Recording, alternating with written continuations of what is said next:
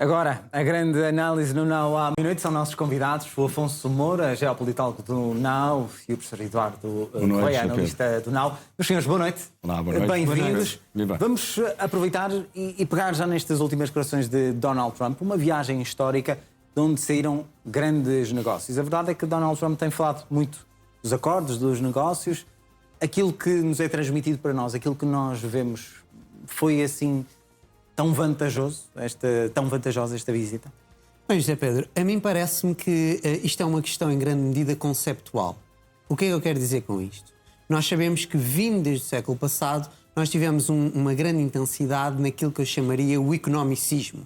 E durante a Guerra Fria tínhamos esta questão, bem, a realidade económica é a coisa mais importante do mundo e nós temos os comunistas contra os capitalistas e parece que tudo era reduzido a esta realidade económica. E nós vemos aqui mais esta senda, não é? Donald Trump visita a China, isto é uma visita, a relembrar aqui à luz do direito internacional, de um Estado soberano a outro Estado soberano e quer dizer, não são Estados quaisquer. Nós estamos a falar aqui de 2 membros permanentes do Conselho de Segurança das Nações Unidas. Mas, de facto, é verdade que tem havido uma incidência na questão económica. E tem-se falado muito da questão económica. Eu creio que não foi a questão central. Mesmo se Donald Trump foi acompanhado de grandes CEOs, não é? De grandes empresas norte-americanas, e nós, de facto, agora estávamos a ouvir Donald Trump, ele igual a si mesmo, diz, bem, isto foi um grande encontro, foi um encontro histórico, vamos ter grandes notícias. Quer dizer, Donald Trump diz isto depois de quase todos os encontros.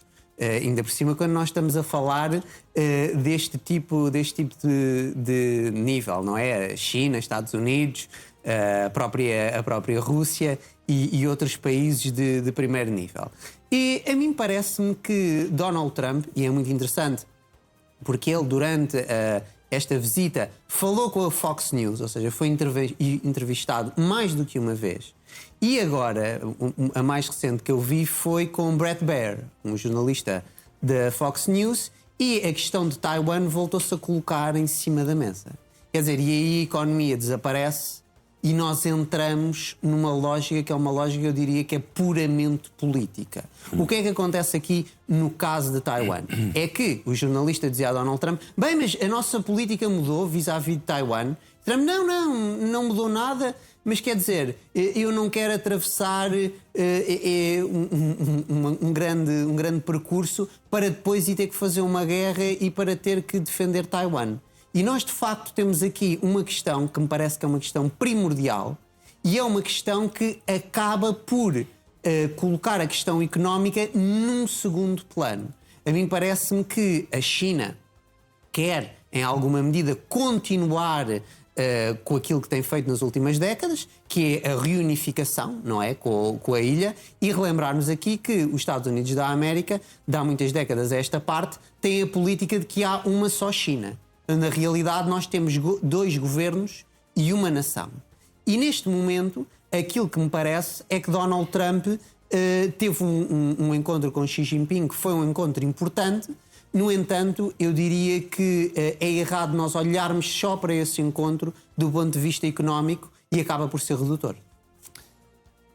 Professor, como é que olha para estas últimas palavras à chegada já aos Estados Unidos? Pensei que eram as do Afonso, mas pegando nas do Afonso, é evidentemente que é redutor olhar para este encontro do ponto de vista económico. É altamente redutor.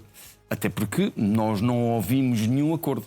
Quer dizer, Donald Trump fala em acordos extraordinários, em momento histórico. Nós não vimos nada de histórico. Aliás, o único aspecto que eu vi de histórico foi a utilização por parte do presidente chinês, Xi Jinping, de um conceito histórico, da armadilha de Tucídides, que é muito importante. E a armadilha de Tucídides, e relembrar para quem nos ouve, quem não sabe, Tucídides é um historiador grego, século V a.C., que fala, no fundo, da fricção entre potências, a potência emergente e a potência dominante. E, no fundo, o que Xi Jinping está a dizer é que qualquer fricção entre estas 2 potências, Estados Unidos e China, pode gerar um conflito terrível. E mais, Xi Jinping sublinhou por várias vezes que essa fricção está em primeira linha no que diz respeito à China com Taiwan. Daí, no fundo, algum decréscimo no vocabulário de Donald Trump e algum distanciamento aparentemente político relativamente à causa de Taiwan. Atenção. E, portanto, nós podemos nos preparar para ver nos próximos tempos, indicia o resultado desta visita, para mim é o tema mais importante do resultado desta visita, indicia que haverá algum afastamento, ou pelo menos da intensidade do apoio americano a Taiwan. Porque, por mais que de uma vez, Donald Trump veio referir a ênfase que o presidente chinês colocou em Taiwan. Isto é muito interessante. Não sabemos, e teria sido histórico, se tivesse havido algum resultado relativamente àquilo que se passa no Golfo Pérsico. E sabemos que esse é outro ponto de tensão, porque a China está interessadíssima, e Xi Jinping veio revelá-lo, no fundo, disse é fundamental abrir o Estreito de Hormuz.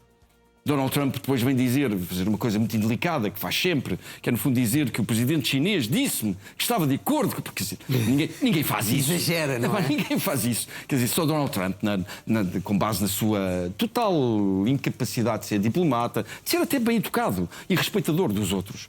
E, portanto, no final do dia, o que é que nós observamos? Observamos que é um Donald Trump encantado e um Marco Rubio encantado. Quer dizer, aquelas fotos... uma questão, Xi Jinping pergunta e se a China atacasse Taiwan.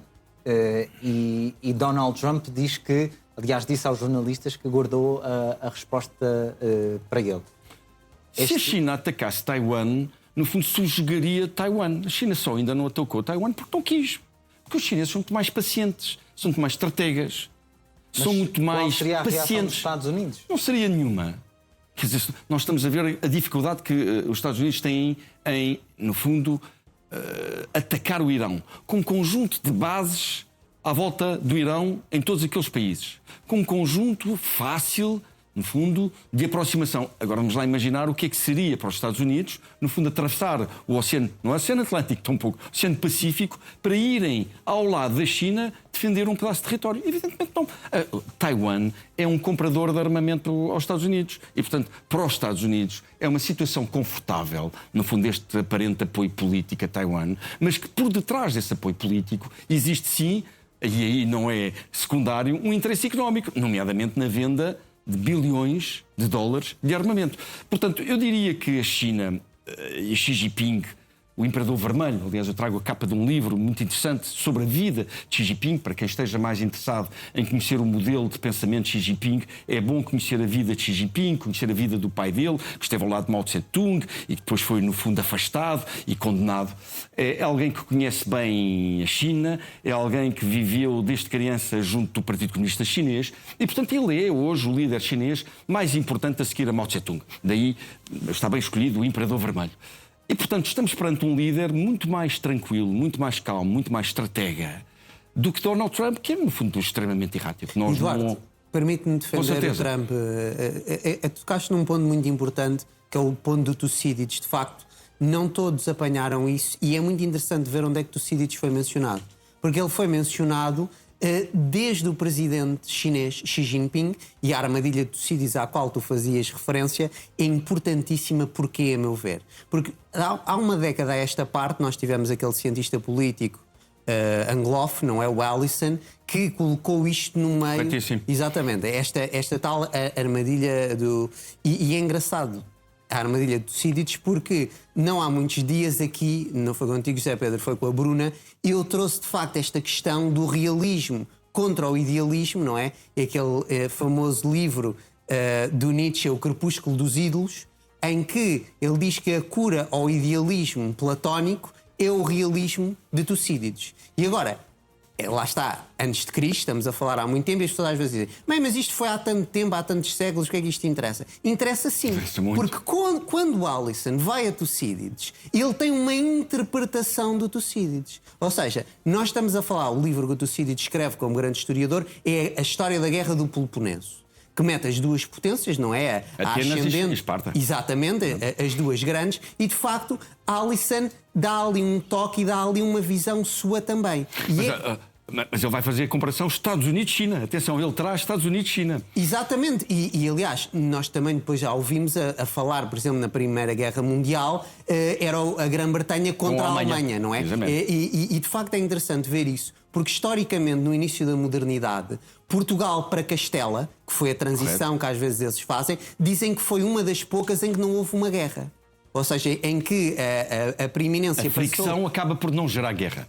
Exatamente, não gerou nesse tempo. E nós agora temos as bombas atómicas, não é? E por isso mesmo a guerra fica um bocado mais longe. Mas, Afonso, eu questiono-me sobre a capacidade de Trump ter entendido a mensagem. Alguém teve que explicar a Trump, porque Trump não tem uma cultura suficientemente erudita para apanhar estas mensagens subliminares. E, portanto, no fundo, há também uma conclusão. Há um diferencial cultural muito grande entre o presidente chinês e o presidente americano. Ou seja, nós olhamos para aqueles dois e verificamos que Xi Jinping está, do ponto de vista institucional, muito mais preparado, é muito mais eloquente do que o presidente americano. E são formas diferentes de estar, não é? Porque completamente diferentes. Completamente diferentes. Muito mais impulsivo, e falamos de um presidente chinês que fala quando tem de falar, fala pouco, reserva-se no momento certo. Trump é um bom representante dos cowboys. Xi Jinping é um bom representante dos imperadores da antiga China. E, portanto, estamos a falar de dois tipos de culturas completamente diferentes. Eu até me questiono se Xi Jinping, ao trazer Tucídides para o seu discurso, se não estava a referir-se ao contrário. Porque eu não creio que Xi Jinping considere que hoje a China é a potência emergente. Lá está, porque qual delas? Exatamente. Do ponto de vista histórico, a China, isto é bom nós também trazermos essa noção. Para os chineses, a China só não é a principal potência mundial durante o século XX. Porque se olharmos para todo o resto da história antes do século XX, é a China a potência predominante no mundo. E os outros são bárbaros, obviamente. Não são chineses. Portanto, Xi Jinping, no fundo, estava a dar parece-me que estava a dar um aviso de potência dominante do ponto de vista histórico àquela potência emergente chamada Estados Unidos, que tem apenas e só 250 anos de história. Eduardo, mas deixa-me continuar a tentar defender aqui Donald Trump. Nós temos um tweet que é de... Uma provocação, exatamente, do Telegraph. Não, do não Mike é esse, Pompeo, é do Mike Pompeo. O do Pompeo, se nós pudéssemos mostrar. De facto é interessante porque nós temos estes senhores todos, ou seja, Mike Pompeo foi secretário de Estado de Donald Trump, não desta feita, mas da outra vez quando ele tinha sido eleito, e na realidade... Não era isto. Isto é a entrevista, exatamente. O tweet é a entrevista. Exatamente. E de facto é muito interessante porque Pompeo, em alguma medida, veio aqui como grande falcão, não é? Daquela senda dos neoconservadores, muito ligados a Bush e etc. Dizer já, não, nós vamos proteger Taiwan, o Trump não pode entregar Taiwan. Ou seja, quando Donald Trump tenta, na realidade, apaziguar as tensões, estes falcões todos, democratas ou republicanos, como falámos ontem com o Major-General, em alguma medida saltam todos para o meio da cena e começam a dizer o Trump não pode fazer isto. Ou seja, na realidade aqui, aquilo que eu acho que nós deveríamos refletir é que o menos belicoso deles todos é Donald Trump. Ou seja, Donald Trump é alguém, e é muito interessante, nós também sabemos que Donald Trump voltou a tentar estancar o conflito na Europa de Leste, não é? Que também é um conflito muito problemático. E nós temos que nos recordar da complexidade. E há uma comparação a ser feita entre Taiwan e a Ucrânia. Porque há muitos ucranianos que estão a combater ao lado do exército russo. E nós falámos disto, não sei se te recordas, José Pedro, quando a senhora Cheng, do Kuomintang, que é agora a oposição no de Taiwan, foi visitar Xi Jinping.